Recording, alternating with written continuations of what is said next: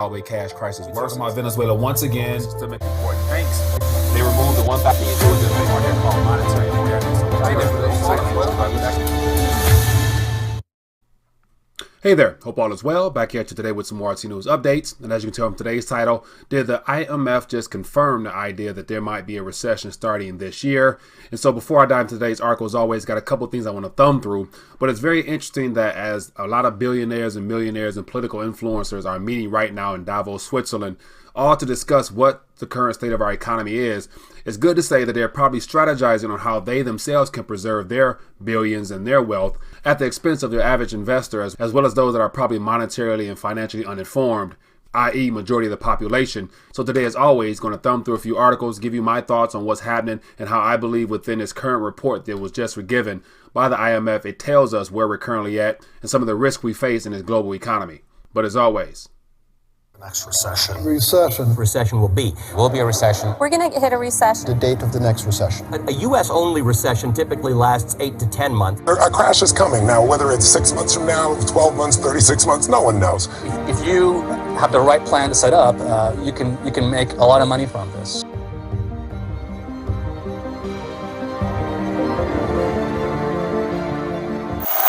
So as always, as I mentioned today, got a couple articles I want to thumb through, just basically give you some of the headlines and leave them down below so that you can thumb through them in a more in-depth look for yourself. But just want to scan through the surface, uncover some of the BS that's on the mainstream circuit here. So as you can tell from this very title here, it says a weakening global expansion amid growing risk. So basically what that means to me, the economy is weakening and your risks are increasing if you were to just be blunt with it. So I'm going to thumb through this briefly, but more importantly, I'm going to direct your attention to some other articles down below that you can read that gives you more of an idea what's going on.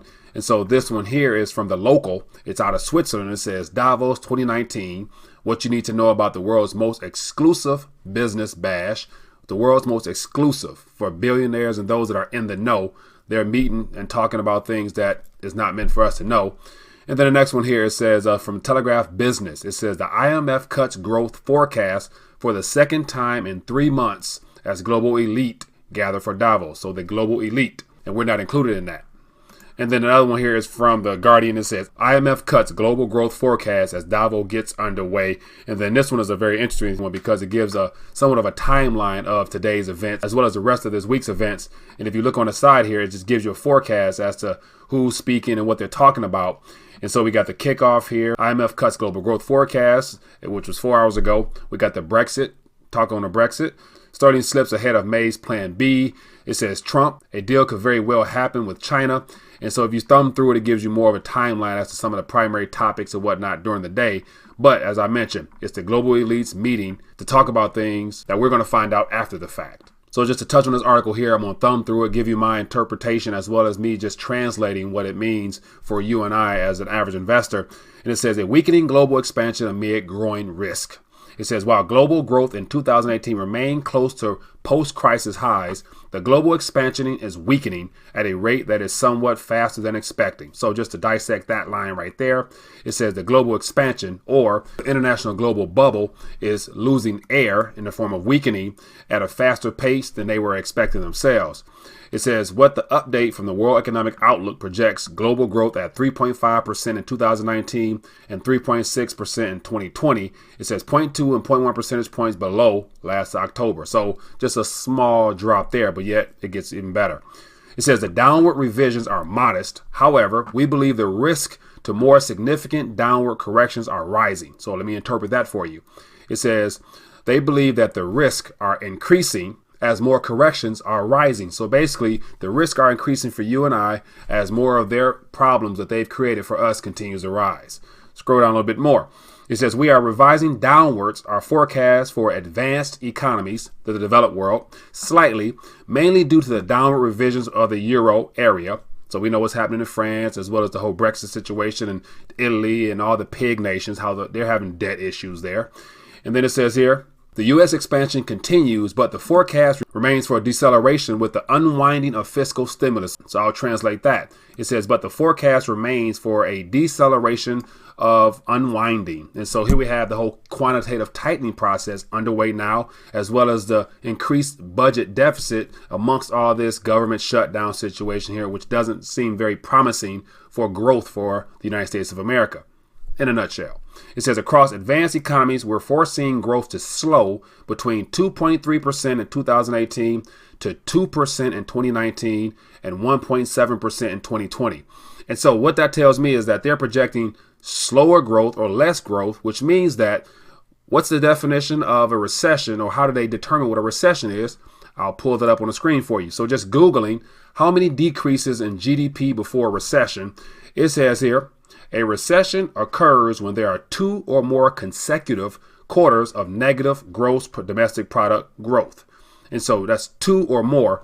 And so in this very article here, they're talking about the idea of them seeing 2.3% last year, and then 2% this year, and then 1.7% next year. So just based upon the institution that are considered the banker of bankers, they're saying that from this point till 2020, they see a decrease in GDP globally, which lets me know that that is a sign of a global recession in and of itself. Go scroll down a little bit more. It says economic activity in emerging and developing economies. Take a look at this. It's also projected to tick down to 4.5% in 2019 with a rebound to 4.9% in 2020. Really? So now it's going to go up. It says the projection for 2019 has been lowered from October mainly because of a large projected contraction in Turkey. We all know Turkey is crumbling, i.e. what happened last year with the currency, and the President Erdogan mentioned about turning in your gold for more paper notes. It says amidst policy tightening and adjustments to more restrictive external financial conditions, there is also a significant downgrade to growth in Mexico. So we have issues in Mexico, reflecting lower private investment. Scroll down some more. It says the outlook for emerging markets and developing economies reflects the continued headwinds from weaker capital flows following higher U.S. policy rates. So I'll stop there. It says developing nations are expecting less capital to flow in due to the headwinds that's pushing against their growth in their economy. And so imagine a plane trying to fly into a strong gust of wind. It makes it very difficult to just flow smoothly ahead as expected. And so it puts more pressure on the economy. And so could this headwind they're referring to be too much debt that's causing a problem of growth? Is then leading to capital outflows as far as people not wanting to invest and people trying to get their money out of countries that are labeled emerging, i.e. dangerous. So thumb down a little bit more, it gives you more details as to policies, and then it gives you some charts with some numbers. And according to these numbers here, I'm noticing more of a downward tick here. And so it says United States in the world output, it says in 2018 was about 2.9% GDP, according to the study here. And then in 2019, it's 2.5. And then in 2020, it's 1.8. That's basically 2 years of decreasing gross domestic product, which to me spells recession. But yet, who am I? But this is just what's happening in the news. Wanted to give you guys an update as to what's happening over in Davos and what the billionaire boys are talking about right now. It's good to say that they're trying to either figure out how to keep this thing afloat by propping it up a little bit more so that they can continue to drain as much out of the system as they can, or they're discussing ways right now on how to brace for the crash landing that's coming with this global recession that's underway, according to the IMF report here. But other than that, I would love to hear your thoughts. So the question is this IMF report somewhat of an insider's report as to what the real state of the global economy is, or am I reading too deep into it? I would love to hear your thoughts. Leave a comment down below, and I'll see you later.